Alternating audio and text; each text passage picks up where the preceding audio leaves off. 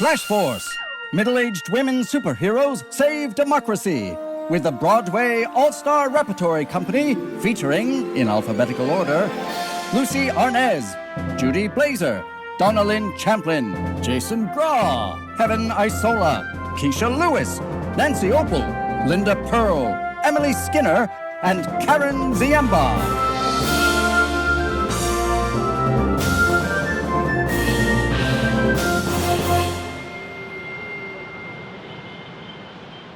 In the ordinary-looking streets of New York's Upper West Side, an extraordinary thing was about to happen that would change the course of world history. 5 middle-aged women from the Broadway Theater in their 12th year of group therapy will suddenly begin a journey of superhuman powers. Powers that may, just may, be the only thing to rescue democracy and save the world. Or, if they fail, allow civil society as we know it to be destroyed, all while continuing personal growth.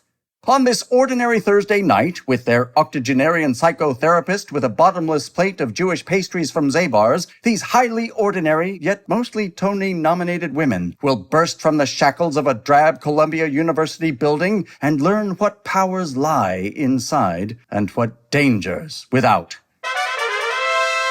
Chapter 1. The Accident. Your narrator, Carolyn. It's always those days you think are most ordinary that end in something you just can't comprehend. The days that in 1 minute change your whole life and you can never go back. We don't really understand what happened. Even now, nobody has really completely explained it or why it happened to us. We were getting ready to begin our helplessness group. All of us are in the theater and the girls had mostly been out of work. Well, except me, who, as a wardrobe supervisor, has an excellent union. But they were all actors and singers. As usual, that evening, we pulled our chairs around in a circle in Frida's office, a small room with avocado walls up by Columbia University. Frida wasn't teaching anymore, but wouldn't give up her therapy practice, and we showed up every Thursday, some of us, for years.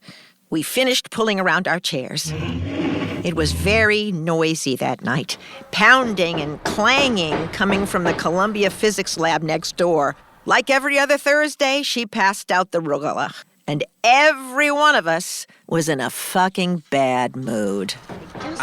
Just a second. All right, here we are. Let's talk about what kind of week all of you had. Shitty. They locked me out of my unemployment and I was on the phone all day. Jim and I are both out of work. I don't think I'm ever going to get another job. 7 more pounds. I ate the rest of the Christmas candy. I couldn't get out of bed for 3 days. My son went partying in Florida with his friends, won't answer my texts or calls. It's just my cat, dental surgery, $1,700. All right. We'll get to all of you. Suzanne, it's highly unusual to carry a cat with you everywhere as an emotional support animal, but you've made it work. Have a rugla. Nobody wants an old ingenue. I haven't had a real job in 3 years. And now there are no jobs for anybody. And if there ever are any jobs again, I'll be even older. And it'll go to another old ingenue who's younger than me. You're spinning out again, darling. Take some cleansing breaths. 4 in. I want to talk about my mood swings. Celia, all of you, focus. How could we focus with all that noise? What is that next door? It's those physics lab boys with their government projects. They're always doing some fakakta thing, atomic, magnetic, who even knows. Now, I want you all to listen to me. For the last 12 years, we have been learning to empower ourselves by taking action. You are powerful women at this age. You are powerful. With your newly changed or changing bodies, every one of you inside is a powerful woman. But action is what it's all about. This is how we bring some sense of control back into our world. And you, why are you here cleaning? You can't be cleaning here when we're having a session. Who scheduled you? It was true. There was a woman in a cleaning woman's uniform at the edge of the room running a carpet sweeper up and down, up and down. There was something about her that didn't seem like an ordinary cleaning woman. And when you looked at her feet, she had on very expensive boots. Nice ones. After Frida spoke to her, she said something curious. You're trying to tell people that we're not helpless. We're all helpless. Only a fool thinks we can fight what's coming to us from forces you can't even imagine. We cannot change anything. You cannot be here. This is a private session. Leave now. But before she could answer, there was another boom crash from next door. This one shook the framed diplomas on Frida's wall, and one of them fell off onto the floor. And when we looked again, the cleaning woman was gone. Oh, my God. All right. Girls, I have something to tell you, and you're not going to like it, and it's not going to be easy for me to say. Just tell us. I can't stand when people do that. You know that nothing is forever. We have had this group for 12 years, and I've been in practice for 61 years right here in this office. But things change. The university wants to buy out my space so it can expand the physics lab, and I decided it's time. I'll be retiring at the end of the year. You're not going to really leave us. No, seriously. Girls, You can't. Who's gonna... spit it out, Suzanne. How can we... We'll take turns. We'll each host every week like a book club. Girls, it's time. I'm not a spring chicken. I know I seem to everyone to have youthful, unbounded energy, but even I get tired now. It's just time. We still have a few months together, and then I'll give you some names of other therapists, and you can see where you want to go. But how will we stay together? Maybe someone will take the whole group, or maybe, and I think it's time for you too. I keep telling you, I want all of you to learn to drive your own bus. I have great confidence in you all. Inside you, you have courage. It's only what they call a paradox that you think of yourselves as middle-aged messes. Inside, you are not. You must believe me. You have powers that you have not discovered yet. Pam, being Broadway's sweetheart doesn't mean letting people walk all over you. But don't you all think that complaining about other people's behavior just feeds into how divided the world is right now? Bullshit, darling. You have to learn to tell people the radical truth, even if it hurts people's feelings. It will be liberating. Elizabeth, you can't help that everybody still expects you to be 25. You have to create your next incarnation of yourself. Nobody will hire me. You have a lot of anxiety, and so you people please, but in the end, it just makes you feel more helpless. Suzanne, you spend entirely too much time talking to your cat. But you have real things to say, yourself, outside of singing it in a song. You can do this, Suzanne, without Mr. Sondheim. And men pay very high prices on eBay to wear your old costumes. Celia, you've lived a powerful life as an activist. When you're out there performing what you write, people want to be activists just by watching you. So it's ironic your hormones are running your life now because, well, frankly, you're crazy. Well, at least open a window. I'm melting. And your wife deserves the Nobel Peace Prize just for living with you, but you can learn to harness that. Carolyn, you're a beautiful, sexy woman. You dress other women, but you don't know that about yourself. You should show off that body. Be proud. I wish you would appreciate yourself more. You gotta learn to drive your own bus. And yes, you're gonna have to do it without me. Nobody said anything for a long time. You could have heard a pin drop, except for that pounding noise from next door, which just made the quiet even heavier. I'm gonna be sick. I'm getting a migraine. I'm sweating right through my clothes. Just then, the banging next door turned into a rumble. It got stronger and stronger and louder and louder. We felt our chairs underneath us begin to shake and slide. The rumble turned into a roar and the walls started to shake. Books started falling out of the bookcases. What is that? And then suddenly, everything stopped. Too suddenly, and before we could catch our breath, the quiet was interrupted by a strange sound. A sound you've never heard before in this world. It started quietly, so you thought it was just in your own head. But it got louder and louder, the kind of otherworldly sound you only hear when you're having terror dreams, but think you're awake. My head is splitting. I'm scared. Claude, are you okay? What the hell is that noise?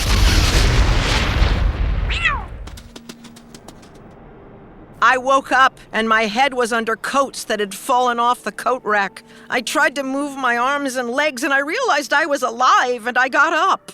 All around me was a shambles of the office, and the girls were lying on the floor unconscious. As I got up, I saw Celia beginning to stir. I heard groaning. Elizabeth was sitting up against a wall. Suzanne had gotten up on all fours and was looking around the rubble, calling her cat's name. Claude? Claude? Then we saw Pam under a pile of books. Pam! Call 911. I'll get these off her. My phone is jammed. My phone is jammed. What happened? Are you okay? Yeah, I guess so. Frida! Oh my God, Frida! Frida was lying face down near the front door. I tried to wake her up, but I couldn't rouse her.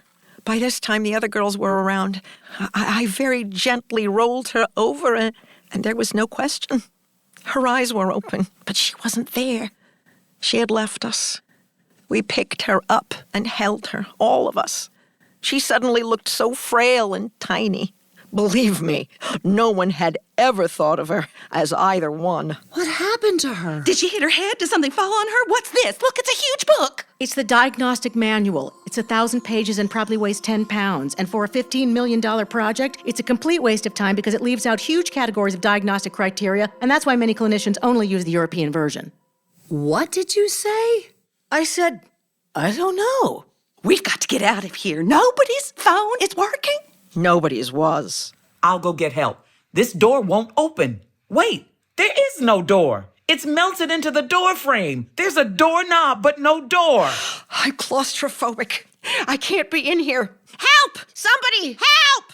Hey, look, what color were the walls in this office? I don't know. White? No, they were sort of pale avocado green. Like that ugly shirt Elizabeth always wears because she thinks that color looks good on her. Excuse me? I don't know why I just said that. I'm sorry. It's true, but I'm sorry. Pam, that is so rude. I like that shirt. Look at the walls. Nobody had ever heard Pam say anything obnoxious before. But she was right. The walls were not avocado anymore. They were pink, fuchsia, to be exact, glowing and pulsating. What's going on here? What's happening? Something's really, really wrong. I'm burning up. I've got a flash. I've got to get out. I've got to get out. There's got to be a way to open this door. Celia tried the handle again. It was hot in the room since the whatever had happened. Celia tried the door again and again. I think I'm going to pass out. But she didn't. She stood there, looking at the door.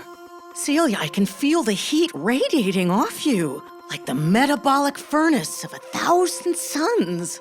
There's steam coming out of you. Oh, my God. Suddenly, there was a flash that just came out of us. It blinded us. What the fuck just happened? The door isn't there. It melted. There's just an open space in the wall and a puddle. Then suddenly, 2 strangers were in the doorway. We thought they were first responders. Then we saw they were dressed in black. A big one and a small one. They were not from the fire department. We'll need you to please come with us. Who are you? Please, just come with us. Everything will be explained. What's happening? What is all this? If you'll just come with us. We're not going anywhere with you. I need to find my cat. Claude? These are our credentials. Credentials from what? Who are you? I've got to get home. My kid is coming home from college tonight. My husband doesn't know why I'm late. I still have to cook for the shelter. I'm sorry. We have to take you with us. We don't know what's going on, but we're not letting any troglodytes. Just a second. You are so tall, and you're cute. Ooh, and you work out. Come in. Can't you tell us a little about yourselves? Carolyn, stop it. Let us go. We have to get an ambulance for Frida. Leave her. She'll be taken care of. There was another woman in here with you earlier. What happened to her? The cleaning woman. Yeah, that bitch with the boots. Did any of you see her leave? She was just gone. Uh-huh. None of you saw her leave? You need to come with us because you need to be told about the accident that occurred in the physics lab this evening. It was not an ordinary accident. There are things that happened. Things that are so secret we are not authorized to tell you. We are to bring you to a top-secret location in the city, and you'll be briefed on what you need to know. You're from the government. No. The university. No. There is nothing you can say that would make us go with you. We are authorized only to tell you we're from a disavowed subsection of the Nobel Committee. Nobel? Like the Nobel Prize? A disavowed subsection. What the hell is a disavowed subsection? Let us by. We're calling the police. I'm sorry, ma'am. We can't let you do that. We didn't know who those men were or what had happened to us up till now. But the small one took out what looked like a tiny little remote and hit a button, and I felt a high-pitched frequency in my head, and I was incapacitated. Frida! We can't leave her here! And we were all incapacitated, helpless zombies, herded into the pitch-dark hallway and down some stairs, into a black SUV, without Frida, without Claude the cat, the doors clanging shut and driving off into the night. We didn't know where. It's always those days you think are the most ordinary that end in something you just can't comprehend. And you can never go back. Would these Broadway divas pursuing personal growth be alive when they get to their destination? Would they ever know who the men really were who took them away? Or what really happened to them that night? Or what terrible accident had occurred that would change them forever? They were about to find out. The answer was waiting for them. Flash Force, written and created by Deborah Grace Winer, directed by Mark Waldrop. Music composed and sound designed by Nathan Scalzone. Edited and sound designed by April Tucker. Episode 1, Our Amazing Cast. In order of appearance, Nancy Opel as Carolyn, Judy Blazer as Frida, Kecia Lewis as Celia, Karen Ziemba as Pam, Donna Lynne Champlin as Elizabeth, Emily Skinner as Suzanne, Linda Purl as the woman with the great boots, Kevin Isola as Man in Black 1, Kevin Isola as Man in Black 2, and I am your announcer, Kevin Isola.